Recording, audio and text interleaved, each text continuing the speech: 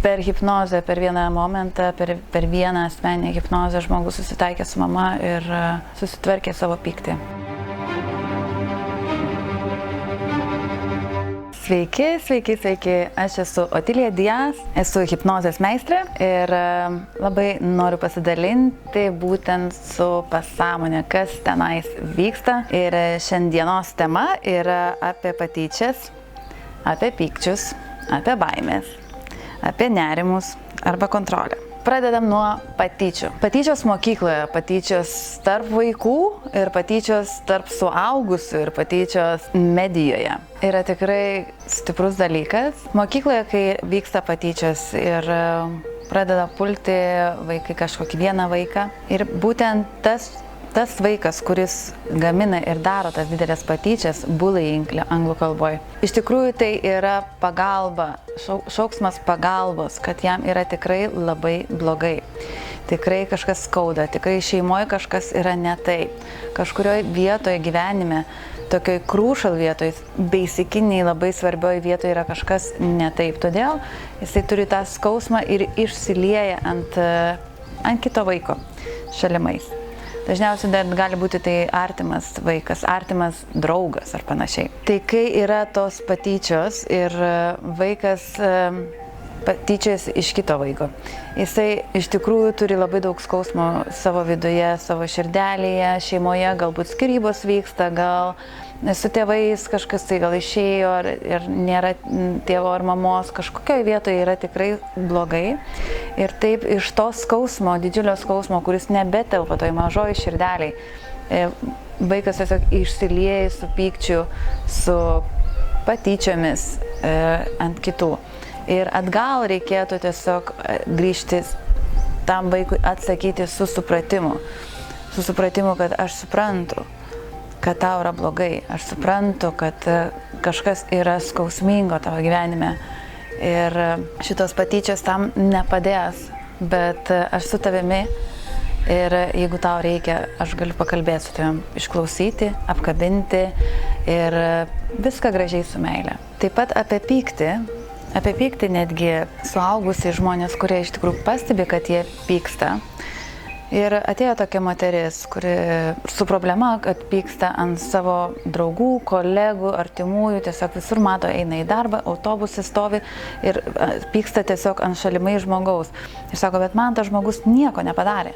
Absoliučiai tai yra ne apie nieką. Kodėl pas mane yra tas didelis pyktis ant žmonių? Ir galų gale nuėjome į pasąmonę ir paklausim pasąmonės hipnotiniai būsenai, paklausim, iš kur tas pyktis atsiranda, kodėl jis yra ir kada jis prasidėjo. Ir jinai papuolė tiesiai į vaikystę, kai ją mažytė mušė tėvas mušė mamą, tėvas mušė ją labai stipriai, buvo didžiulės dramos, didžiulės isterijos ir jinai tikrai labai stipriai nusivylė artimai žmonėmis, nes tėvas tai yra žmogus labai svarbus gyvenime ir jisai taip elgėsi. Taip išreiškia meilę. Tuo metu vaikui buvo didžiulė trauma ir daug skausmo, daug nusivylimo, daug nepasitikėjimo ir susikūrė pyktis kūne. Jisai atsikūrė ir nešėsi žmogus tą pyktį daug metų. Ir kai nešėsi tą pyktį daug metų ir kažkaip jisai jau nebetelpa viduje ir norisi tiesiog ant kažko išsilieti. Tuo pačiu metu moteris dar papuolė ir į momentą su mama, nes buvo didžiuliai nesutarimai su mama šiaip gyvenime ir jinai papuolė su mama, kai ją mama iš tikrųjų uždarinėjo į spintą. Ir dėl ko uždarinėjo, kad slėpė nuo tėvo, kad tėvas nemuštų vaiko. Geriau muštų ją, mamą, negu vaiką mažą. Ir tuo metu moteris visiškai susitaikė su mama ir suprato, kad mama mylėjo, jinai darė viską, ką galėjo tuo metu, kaip suvokė savo galvoje, kad apsaugoti savo mergaitę, savo vaiką. Taip moteris susitaikė su mama tikrai. Ir atmerkusi akis, atėjus jinai čionais jau grįžusi iš hipnozės, jinai man pranešė, kad 1,5 metų eina pas psichologą Ir pasirodo, būtent norėjo susitaikyti su mama ir niekaip nepajudėjo iš vietos ir netgi jau psichologija norėjo ją išvaryti iš sesijų, nes, ta prasme, jau sakė, tu esi blogas žmogus. Tai čia įdomus momentas, bet per hipnozę, per vieną momentą, per vieną asmeninę hipnozę žmogus susitaikė su mama ir susitvarkė savo pyktį.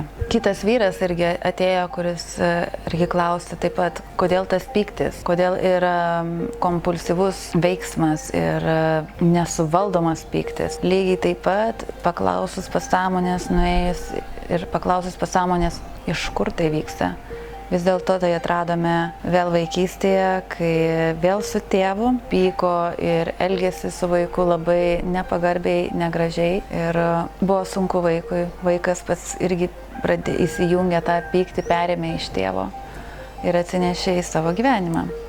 Ir dabar, kai yra 30, 40 metų, 50 metų, gyvena šeimoje ir tarp žmonių, suvokia su suaugusiu protu, su sąmoningu protu, kad tai šitas veiksmas, šitas pyktis neturėtų jisai būti. Tai nėra gerai, tai nėra patogu. Ir taip su hipnoze tikrai labai greitai atrandama, kurioje vietoje tai vyksta. Dažniausiai būna su tėvu situacija arba su tėvais ir ištraukiama. Tai jeigu matote, kad žmogus pyksta, jeigu matote, kad kompulsyvus tas veiksmai vyksta, tai suvokite, kad tai nėra apie jūs. Tai nėra apie tą žmogų, ant kurio yra pykstama. Jeigu patyčiojasi iš jūsų, jeigu patyčios vyksta, kaip ir net tarp suaugusių medijoje, tai nėra apie jūs. Tai yra apie tą žmogų, kuris tai daro. Tai yra to žmogaus skausmas, gilus skausmas širdyje.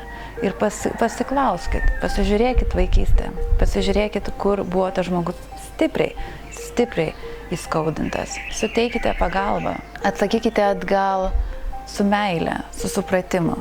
Tiesiog su supratimu, kad taip vyksta, pyktis vyksta, bet jisai vyksta iš didelio skausmo širdyje.